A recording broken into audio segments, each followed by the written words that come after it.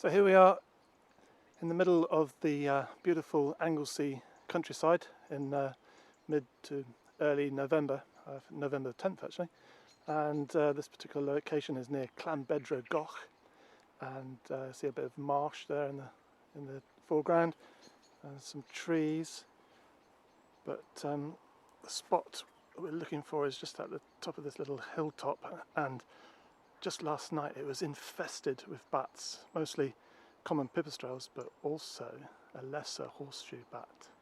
So let's trudge away up there, and that's where we're going to set up the microphone, the Dodotronics Ultra Mic 384K.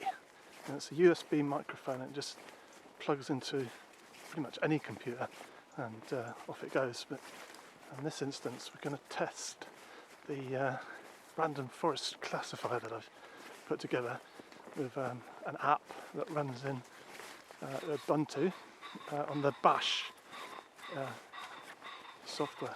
You can hear a pheasant in there, that sort of thing. It's quite common. There's lots of pheasants, tawny owls especially through the night. They don't affect the recording at all because they're all at fairly low frequencies, unless they're right on top of the mic, in which case you can get harmonics and overtones and stuff. But let's get into this patch here at the corner, because on the other side there's a field where a load of cows have been rummaging around and creating tunnels and stuff in the undergrowth, and that's where the lesser horseshoe has been attracted because of the flies. Oh, what's this? This is the box that protects the laptop from rain. Here we are in the undergrowth, and there's a kind of a tunnel in front of us. Don't know if you can see it very clearly in the video, but this is where the bats have been going absolutely ballistic in the last few months. I've recorded 6 different species in this particular location.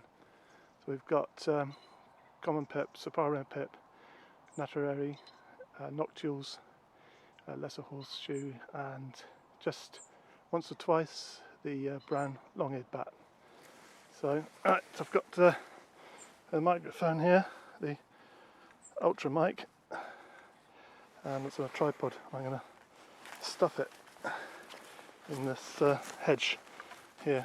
So whilst I do that, I'll just turn the camera off. There's the mic set up, and it's pointing kind of horizontally rather than up in the air. I'm not trying to pick up noctules which fly up high. I really like to get another recording of the lesser horseshoe bat if possible, and that bat, which is a tiny little thing the size of a plum, that weighs only about 9 grams fully grown, and they feed quite close to the ground, and they're very fast and incredibly high pitched echolocation calls at in the order of 110 kilohertz. So the mic is then connected to the computer, which has got a system problem detected. We'll just ignore that. The classifier runs on Bash, so I've got it set up. This panel, I'll just have to press return, I think, and off it goes. I set it to perform 2,000 iterations of 15 seconds each. So it's actually started recording as we speak. So it'll start picking up noises as my keys just fallen on the side there. So let's see if it's picking anything up. There won't be any bats yet because it's still about 15 minutes. Oh, it has picked up something. It's picked up my house keys. Yeah, I use the house keys for testing purposes. It's now about 20 to 6 in the evening. Temperature's about 6-7 degrees. It's the middle of November, so maybe some of the bats are hibernating. There's a lovely full moon out there.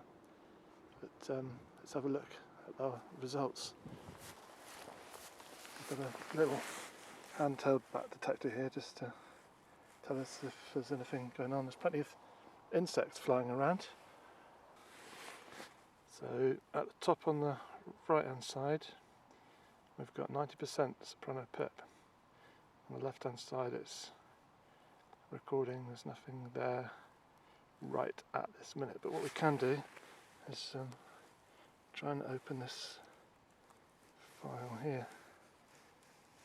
If I can keep, there we go.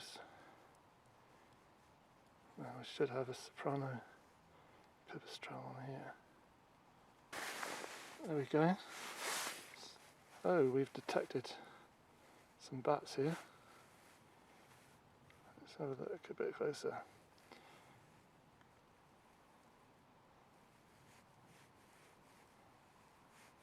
And it is indeed the soprano pipistrelle.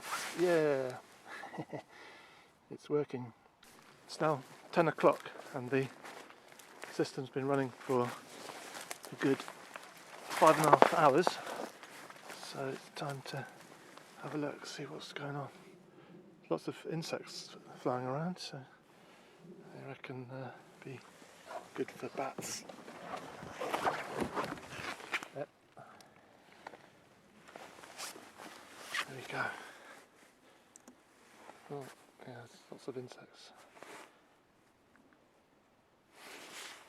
Right. Yep, still working. That's good. Let's see what results we got on the right hand side. Oh, we've got a lesser horseshoe. That was at 27.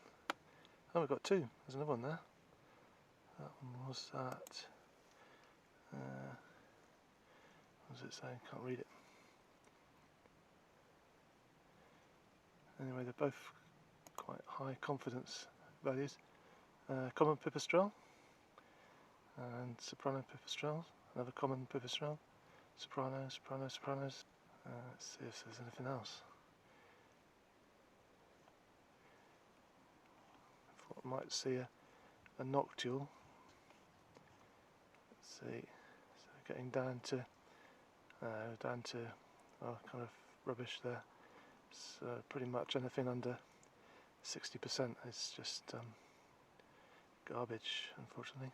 Might be worth looking at that one just to see that some of these can be put in to the classifier again as garbage, and that makes the classifier more robust. But yeah, so there's no noctules by the looks of it. I did get a recording of a noctule last night, so I was kind of expecting to see more tonight. But let's just scroll up and open one of these files. Let's check that it's actually what it's supposed to be. It's pretty hard to mistake these bats. It's really obvious. There we are. There it is. Let's see. Yep. And just zoom in on these bits. There they are. Very distinctive flat line, and then you've got this kind of elbow or arm going up, and normally there's one going down again, but these calls are a little bit faint. Let's just have a quick look at the other one. So, two of them. Normally I've found that there's just one, because this bat seems to be transitory. It's kind of using this location as a bit of a corridor to go somewhere else, but this one's got two, so maybe one of them is his return journey back to his roost. I don't know, hard to say really. There's the other one, and let's have a quick look at the soprano pipistrelle. So let's have a look at a common pipistrelle. There we go. Spectrum. Where is it? Can't see it. There's a mark there. Apart from that, I don't see it. Oh, there is. Yeah, it's quite faint, very faint. Very, very faint, but that's enough to get the classifier working. and it's obviously a common pipistrelle because it's at a little bit below 50 kilohertz. And got these big social calls here, and you can see the hockey stick shape of a call, common pipistrelle. No doubt about that at all. Oh, I've got an error. Let's have a look at one of the soprano pipistrelles. Just check that one.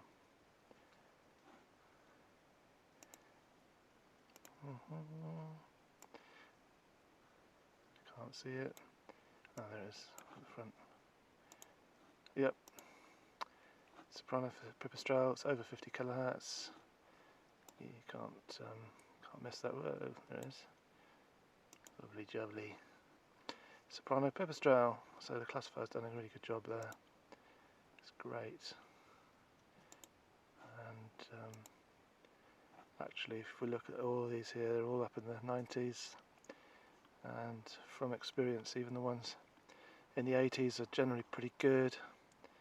You can go right down to the 70s with this classifier. They're still pretty good. It's only below sort of 60% where it gets a bit dodgy, but when it's house keys, it's nothing there. But I reckon this soprano pipistrelle will still be good at 80%. Let's just give it a quick check. There it is. Oh, look at that. Nice. Definitely. Soprano pipistrelle's very strong. Yeah, about 57 kilohertz. So the classifier's definitely doing well in the 70s and above. No problem at all. Excellent. Very pleased with that. And I think I'll just let this keep going until the battery runs out. Why not?